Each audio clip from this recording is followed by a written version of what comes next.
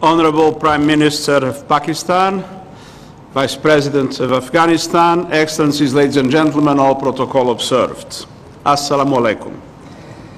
We come together to recognize a remarkable story of solidarity and compassion. It is important to do so for many reasons, not least because it is a story that is sorely lacking in much of our world today. For 40 years, the people of Afghanistan have faced successive crises. For 40 years, the people of Pakistan have responded with solidarity. The generosity now spans across decades and generations. And this is the world's largest protracted refugee situation in recorded history. And this is also a story that is close to my heart. In my previous life as UN High Commissioner for Refugees, Pakistan was a familiar destination. During most of my period as High Commissioner, Pakistan was the #1 refugee hosting country on earth. For more than 3 out of every 4 years since 1979, either Pakistan or Iran have ranked as the world's top refugee hosting country. And even though major conflicts have since unfortunately erupted in other parts of the world and the refugee population has soared, Pakistan today is still the world's second largest refugee hosting country. On every visit here, I've been struck by the extraordinary resilience, exceptional generosity, and overwhelming compassion. I saw solidarity not just in words, but in deeds. The generous spirit is fully in line with what I regard as the most beautiful prescription for refugee protection in world history. It is found in the Surah Al-Tawbah of the Holy Quran. And I quote, "And if anyone seeks your protection, then grant him protection, so then he can hear the words of God.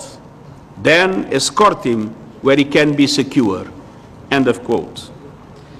This protection should be accorded to believers and non-believers alike, in a remarkable example of tolerance many centuries before the 1951 Refugee Convention that defines, in a modern concept, refugees and the protection they deserve.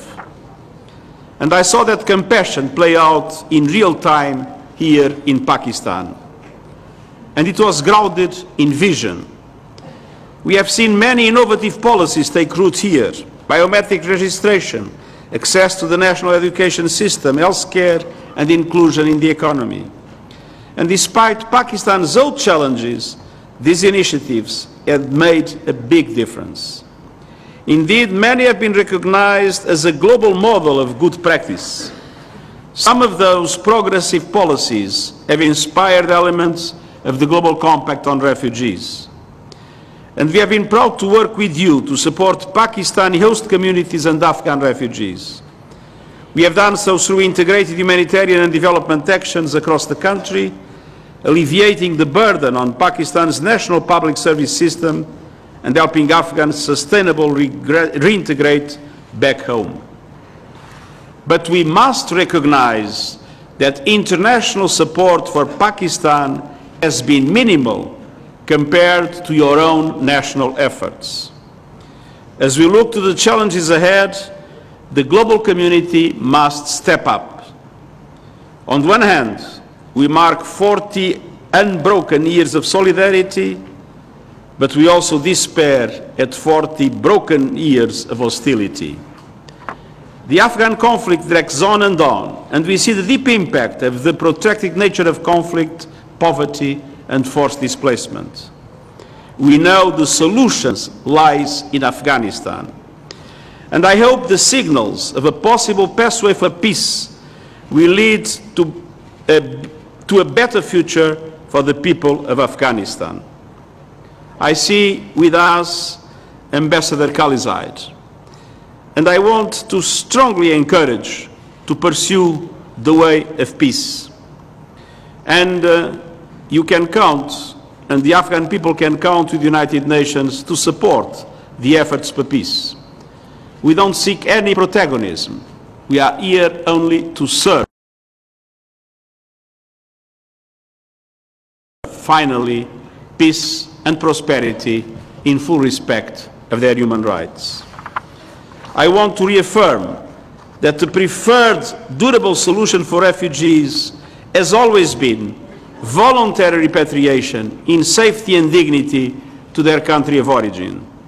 And this is also true for Afghan refugees. Our efforts on return and reintegration, led in large measure by UNHCR, are aligned with the Afghanistan National Peace and Development Framework. We are working together on a region-specific support platform to assist voluntary repatriation and sustainable reintegration of refugees in Afghanistan, while providing help to refugees and their host communities in both Pakistan and Iran. And our aim is to galvanize more resources and more investments, widen the circle of partners, and forge stronger linkages between humanitarian, development and peace investments. And youth empowerment must be a special focus. We need a renewed commitment.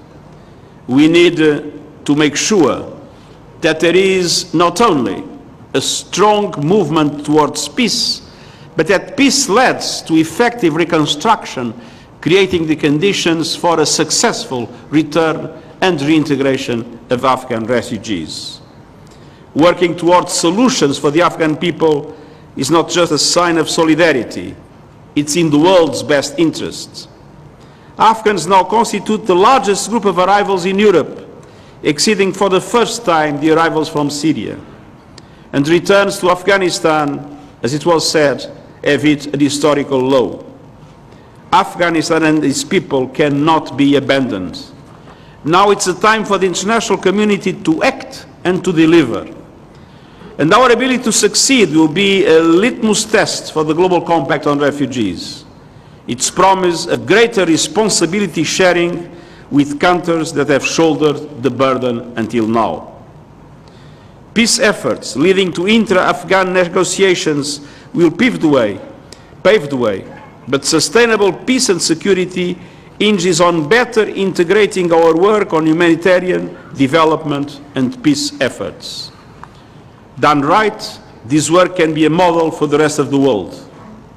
We must be realistic. We know big challenges lie ahead, but the message of this conference and the presence of so many senior government officials from all over the world is a testament of hope and commitment to a new partnership for solidarity and a better future for the people of Afghanistan and Pakistan and for the world. Shukriya.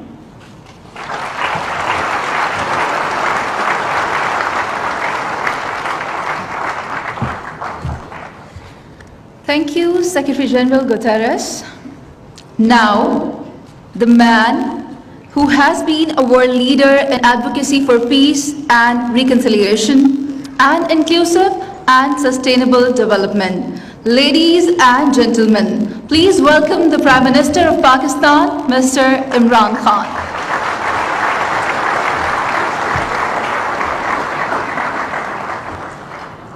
Bismillah ar-Rahman ar-Rahim.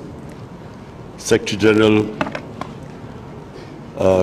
UN Commissioner for Refugees, Mr. Vice President, Excellencies, ladies and gentlemen.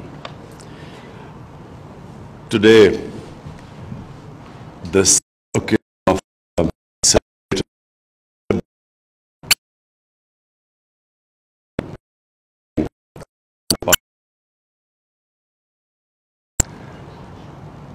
there are not many instances in the modern world where those who have been refugees have conducted themselves with such dignity and honor, and the hosts, despite challenging economic situation, probably the last 20 years have been the most difficult for the people of Pakistan in terms of our economic situation.